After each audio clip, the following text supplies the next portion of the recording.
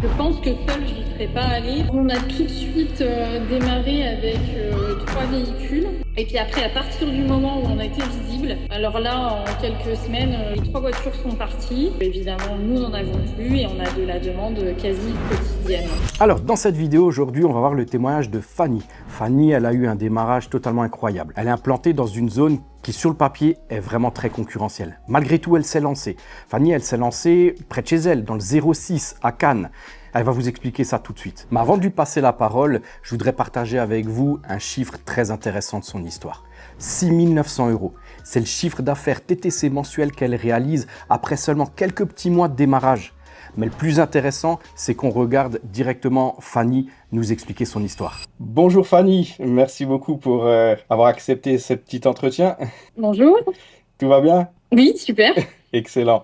Bon, alors, je vais vous laisser la parole quelques minutes pour vous présenter qui vous êtes et où vous êtes actuellement en France. Alors, moi, c'est Fanny. J'ai ouvert la société au mois de février de cette année avec mon conjoint Arnaud, qui lui gère plus, on va dire, la partie technique, logistique des voitures. On est à Cannes. Enfin, la société est implantée à Mougins, juste à côté de Cannes. Et voilà, on a des clients sur le secteur Côte d'Azur, Cannes, Nice, voilà. Ok, super. Dites-nous qu'est-ce que vous faisiez, mais que vous faites encore, qu'est-ce que vous faisiez avant de commencer cette nouvelle activité avec nous de loueur de voitures sans permis? Alors moi j'ai une carrosserie à Cannes, en plein centre de Cannes. Donc oui, j'ai une carrosserie à Cannes depuis maintenant 13 ans. J'ai 7 salariés. Et en marge de ça, j'ai aussi une société de débosselage sans peinture. Déjà dans l'entrepreneuriat avant de vous lancer avec nous il y a quelques mois maintenant, quoi. C'est ça. Ok, super.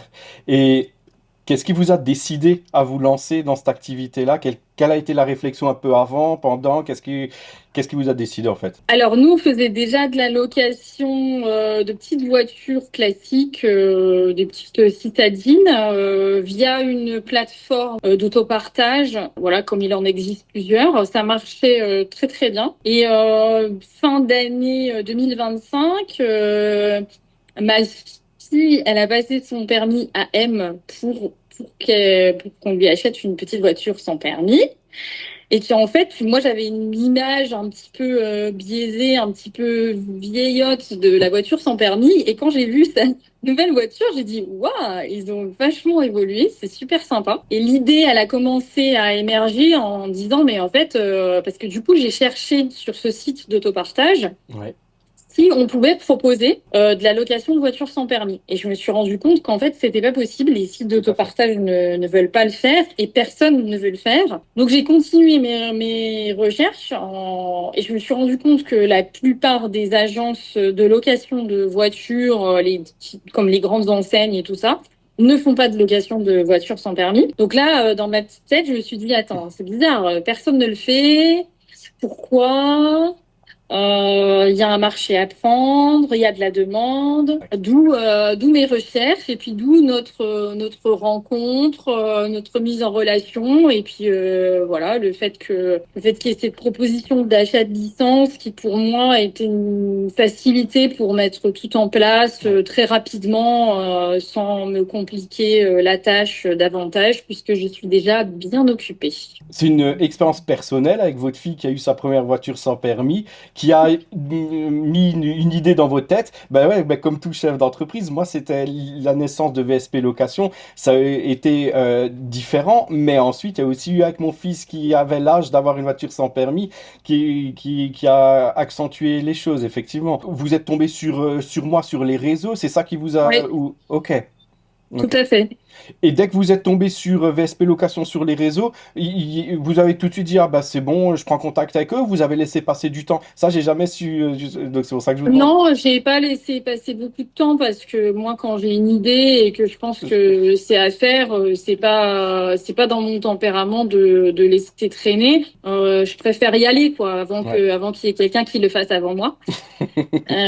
Donc non, on a pris contact très rapidement. J'ai cherché de mon côté côté. J'ai eu conscience tout de suite, dès le départ, très rapidement, que la grosse difficulté, ça allait être de trouver un assureur. Donc effectivement, voilà, cette partie-là était aussi pour moi essentielle. Et puis toute la partie administrative, les contrats, la façon de le gérer exactement, puisque c'est pas du tout la même chose que faire de la location de voitures standard.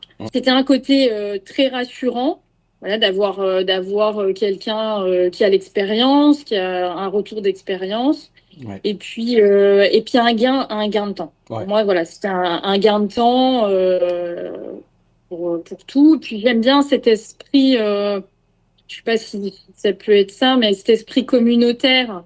Tout à fait. Il y a un peu moins ce côté isolement de l'entrepreneur, quoi. Il y a d'autres C'est ça. personnes avec qui on peut échanger qui sont comme nous, quoi. Toute première visio, c'était avec moi.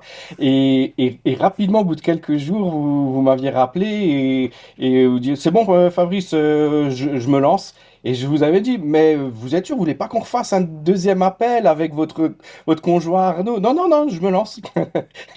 On est des fois étonnés. Et est-ce que soit mon accompagnement ou justement vous parliez du réseau, l'accompagnement du réseau, vous pensez que ça a été quelque chose d'important dans votre lancement ou pas du tout? Si, je pense que seule, j'y serais pas allée parce que ça m'aurait demandé beaucoup trop de temps. Donc, si c'est la principale activité, bon, pourquoi pas, mais moi, c'était pas mon cas. Mm.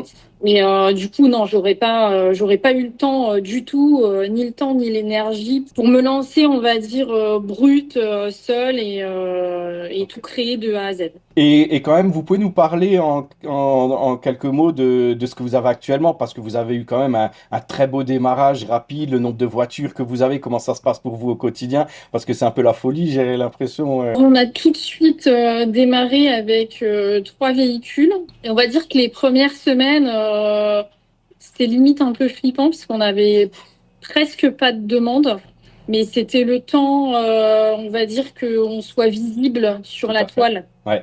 Même si dès le départ, on avait tout mis en place, il faut le temps que ça remonte, il faut le temps qu'on apparaisse. Et puis après, à partir du moment où on a été visible, alors là, en quelques semaines, les 3 voitures sont parties. On a acheté une quatrième. La quatrième, on a acheté une Citroën Ami parce qu'on avait de la demande. Et la semaine dernière, on a acheté une Fiat Topolino neuve qui a été louée deux jours après.